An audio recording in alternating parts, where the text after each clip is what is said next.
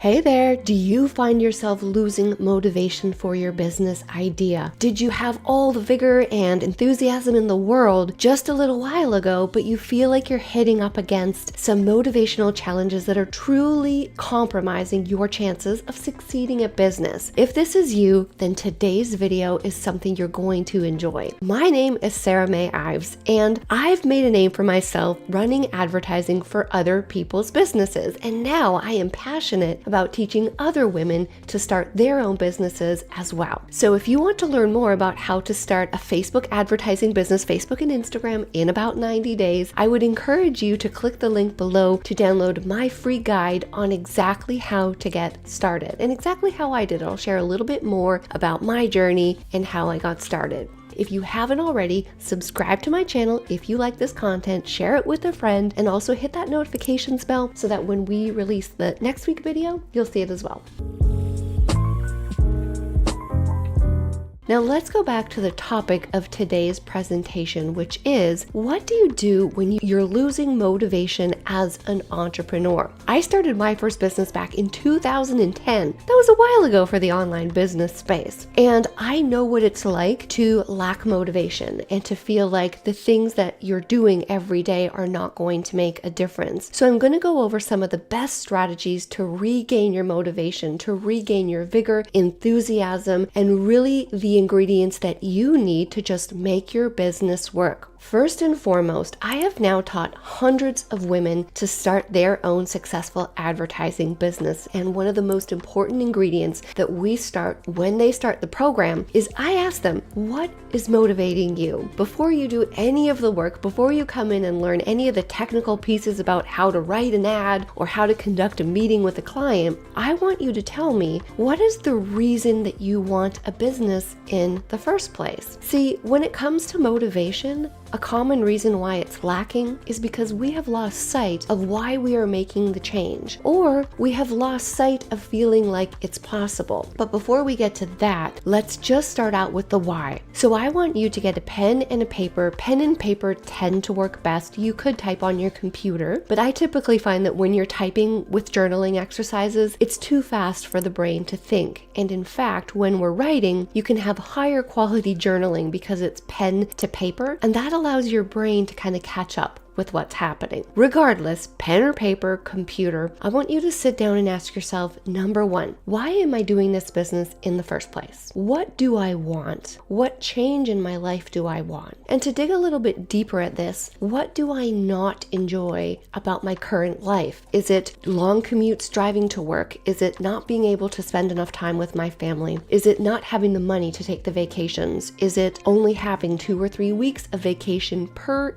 year? What are those irritating factors about your existing life that makes you want this business and want this change? Another important question is, what do I want my life to look like a year from now, 2 years from now, 5 years from now? So the more granular we can get about what we don't like about today and what we want our lives to be like in the future, the more tied to the commitment you will become. So it's always much easier to do the work, so to speak, when you know that you're going towards a set destination. And this was always, for me as a business owner and entrepreneur, this was always the carrot on the stick. You know how they put the carrot on the stick for the donkey? That future, the possibility, was always what motivated me. Now here's the thing. That's part one of it. So return to your why, journal about what you don't like, what you want. Another really exciting exercise could be to do the perfect day exercise. So a video that I love, which is here on YouTube by Frank Kern, if you Google Frank Kern perfect day exercise, he takes you through an incredible exercise to map out your perfect day. And again, it's another way to get a little bit deeper on what you truly want things to look like for you. So I highly recommend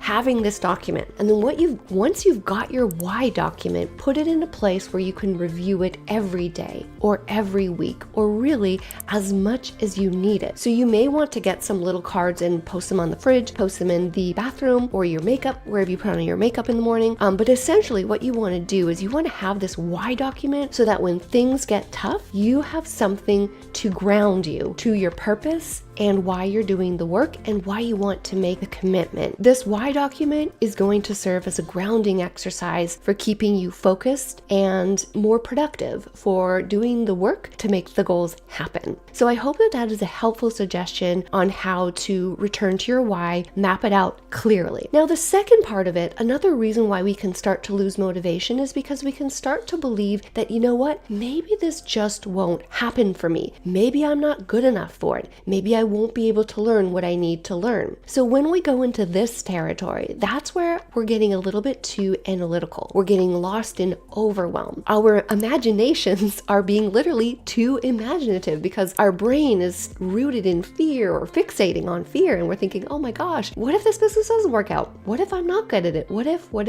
And our brains can start to go crazy and overanalyze. But if you've got a solid business idea, and I've got other videos on my channel that does talk about the keys for choosing a good business idea, if you know that that's true, if you're willing to do the work, then it is really essential that you just take that risk to go for it, okay? That's really, really important. And the best way to do this is to not overanalyze. Just do the work. So that's a really important factor to consider when we're just getting started. Another thing that I've often found my brain and seeing people, in the program with the many, many people that I've taught is that sometimes our brain wants to kind of beat us to the punchline, right? Our brains are worried about us failing. So in essence, we almost try to go there ahead of time and say, you know what, maybe I'll sabotage myself here or there because I don't even know if I'm going to succeed and I'd rather not even try. But that's the slippery slope of negative thinking that you want to be aware that you're thinking it. So the first step to changing behavior is simple awareness. So when you have those discouraging thoughts, the what ifs, when your imagination starts going crazy, recognize that it's happening and then recognize that it's not tying you closer to where you really want to be. So that, and then you want to ask yourself too, what purpose is this serving? It's not really serving any great purpose. The next step is to take a break. Sometimes when we're struggling with motivation, it's because we're exhausted. And let's face it, entrepreneurship can be exhausting at times, especially in the beginning. When you're first getting started, you need to have the maximum amount of effort, really. It's kind of like, when you first have children, they're really demanding in the beginning. And then once they get older, they start sleeping better and they start becoming more independent as time goes by. So things do get easier. That being said, businesses can be really tiring in the beginning. And a lot of times when we're losing motivation, the actual best thing you can do is just take a break. So sometimes I'll really be stuck in this entrepreneurial vortex where I'm thinking and trying to solve a problem, and I realize that I'm more like fixating on it. I'm not really fixing it. And then what happens is I'll take a break, maybe drive to the forest, go for a hike, and then you know what? I start to relax, and then my brain relaxes, and then the creativity starts to flow again. And then when the creativity starts to flow and I start to get these exciting ideas, then I get motivated. Taking a break can be exactly what the doctor ordered in terms of dealing with losing motivation with your business, because sometimes we can kind of forget why we're doing it in the first place. And when we give our brains a chance to detach, then we start getting that creativity and our imagination start working again, and we can get pulled in closer to our goals, and that enthusiasm to do our business is that much easier. Definitely take a break. Go for a walk. If you can take a vacation, take a vacation. Even if it's a mini vacation. One of the things I did with my family that was super duper helpful and still do with my family, but you can take off on a Friday and come back on a Monday. So you can kind of take a mini break too, which is especially helpful when you've got kids, because obviously if they're in school, it's not so easy to just take away a vacation for a week or two. Take a break. Even just a simple walk can help. If you can get to the forest, even better. If you live close to a beach and it's summer, you can go to the beach. Just something to detach, something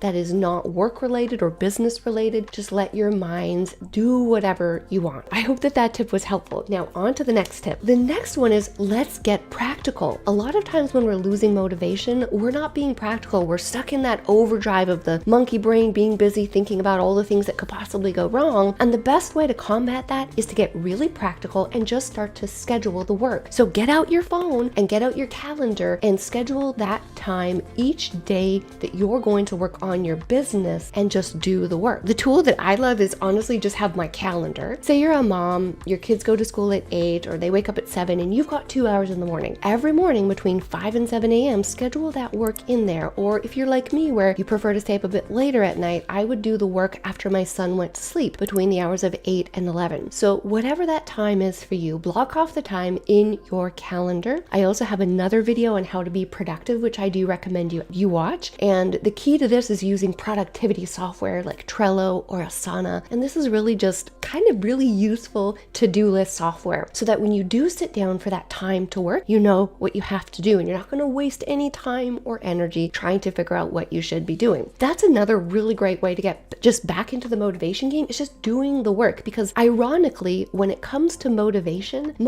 is often found in the doing, meaning we've got to actually do the work to get motivated. It's kind of like feeding ourselves and the momentum builds and builds and builds. The last and most useful piece of advice I have for you is just have faith and do the work.